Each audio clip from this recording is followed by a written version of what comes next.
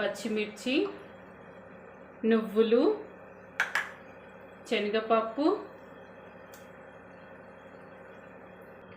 వెల్లుల్లి రెబ్బలు, తగిన సాల్ట్, తగినంత దొడ్డు సాల్ట్ తీసుకున్నా అండి.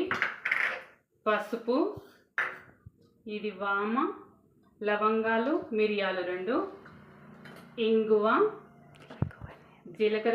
జీలకర్ర ఆవాలండి పోపు కోసానికి, ఎండుమిర్చి, టమాటో, ధనియాల పౌడర్, ఆయిల్. ఓకేనా? ఇప్పుడు నెక్స్ట్ వస్తాయి. స్టవ్ ఆన్ చేసుకోవాలి. ఇది బాగా వాష్ చేసుకోవాలండి.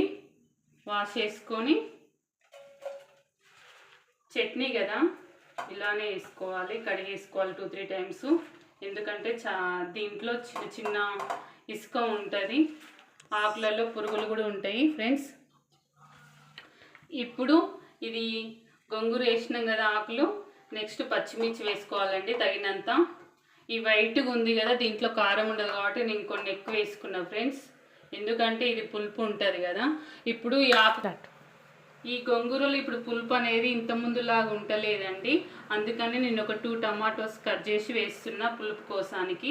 ఇందులో గొంగూరలో కొంచెం పులుపు అనేది తక్కువ ఉంటుంది కాబట్టి దీన్ని ఇప్పుడు మనం సిమ్లో పెట్టుకోవాలండి. స్టవ్ చిన్నగా పెట్టుకొని మొత్తం దగ్గరికి కావాలి అంటే, ఇందులో ఆయిల్ వేయట్లేదండి, ఇది మొత్తం దగ్గరికి కావాలి. మినిమం ఒక 10 మినిట్స్ అన్న చిన్నగా పెట్టి వదిలేయాలండి ఇలా. ఇప్పుడు ఈ నువ్వులు అనేది పచ్చివాసన పోయేటట్టు వేయించుకోవాలండి. చట్నీ కదా, మనం గొంగూర చట్నీకి నువ్వులు ఇంపార్టెంట్ అండి. నువ్వులు లేకపోతే పల్లీలు కూడా వేసుకోవచ్చు, కానీ పల్లీలు అంత టేస్ట్ ఉండదు కాబట్టి నువ్వులకే బాగుంటుంది. కాకపోతే శనగపప్పు ఫ్రై చేసుకొని కూడా వేయించుకోవచ్చు అండి, చట్నీకి బాగుంటుంది. నువ్వులు తగినంత తీసుకోండి. ఒకసారి చూడండి, ఈ దగ్గరికి ఉడికింది. నేను ఆయిల్ వేయలేదు, చట్నీ కదా ఆయిల్ ఫ్రై చేయాల్సిన అవసరం లేదు. చల్లారనిద్దాం, మిక్సీకి పట్టుకుందాం కదా, అందుకనే చల్లారనిద్దాం. వేసుకోవాలి 2 వెల్లుల్లి రెబ్బలు,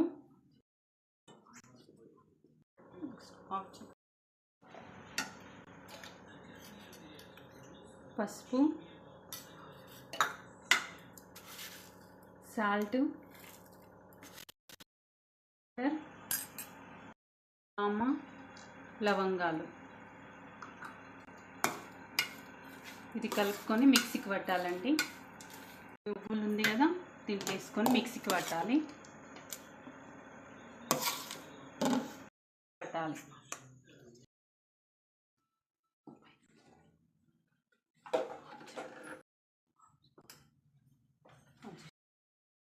ఇప్పుడు దీన్ని పోపు పెట్టుకుందాం.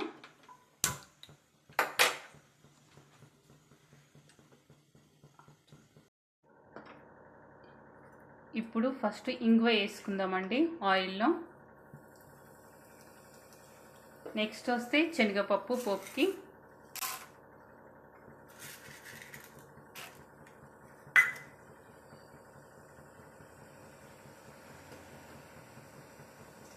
ఇప్పుడు జీలకర్ర, తర్వాతకి ఒక 2 వెల్లుల్లి రెబ్బలు పోపుకి, పచ్చివి కొంచెం చట్నీలా.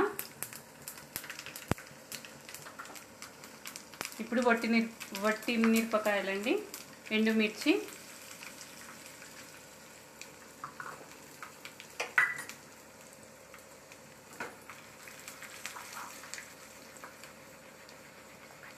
ఎక్కువ మాడనివ్వద్దండి.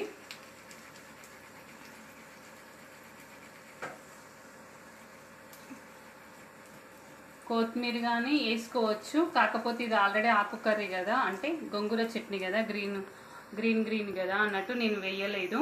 మీ ఇష్టం అండి, వేసుకోవచ్చు. నా పోపు రెడీ అయిపోయిందండి. ఇప్పుడు గోంగూర చట్నీ తాలింపు రెడీ అయిపోయింది. స్టవ్ ఆఫ్ చేసుకొని దీంట్లో కలుపుకోవాలి. ఇది వేడివేడి రైస్లోకి బాగుంటుంది ఫ్రెండ్స్. ఈ విధంగా ట్రై చేయండి. ఇష్టమైన గోంగూర చట్నీ, దీని పుంటి కారం అని కూడా అంటారండి ఫ్రెండ్స్. ఇది వేడివేడి రైస్లకు చాలా టేస్టీగా ఉంటుంది. ఈ విధంగా ట్రై చేయండి. లైక్ చేయండి ప్లీజ్, షేర్ చేయండి, సబ్స్క్రైబ్ చేసుకొని వాళ్ళు చేసుకోండి friends. Thank you so much.